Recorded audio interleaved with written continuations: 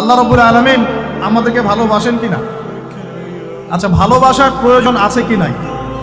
প্রথম কথা হচ্ছে ভালোবাসা কি? প্রথম শব্দটা হচ্ছে ভালোবাসা কি, সংজ্ঞা কি? ভালোবাসার সংজ্ঞা জানার আগে আমরা আগে জানি যে ভালোবাসা কয় প্রকার। আমরা কোরআন এবং সুন্নাহ স্টাডি করলে দেখতে পারি ভালোবাসা হচ্ছে দুই প্রকার। কয় প্রকার? একটা হচ্ছে নিঃস্বার্থ ভালোবাসা, একটা হচ্ছে স্বার্থ কেন্দ্রিক ভালোবাসা। একটা হলো নিঃস্বার্থ ভালোবাসা, একটা হলো কি স্বার্থকেন্দ্রিক ভালোবাসা। আল্লাহ রাব্বুল আলামিন ভালোবাসা সৃষ্টি করলেন কখন? আগে সেখানে আসে। আল্লাহ রাব্বুল আলামিন শুরুতে একা ছিলেন। কয়জন ছিলেন? তাহলে কি এখন তিনি দুইজন? আল্লাহ রাব্বুল আলামিন ছিলেন একা। মনে রাখবেন, কোন সৃষ্টি একা থাকতে পারে না। আল্লাহ রাব্বুল আলামিন স্রষ্টা, তিনি একা থাকতে পারেন। চিরকুমার সংঘে নাম লেখানো বন্ধ করতে হবে। চিরকুমার সংঘে নাম লেখানো কি করতে হবে?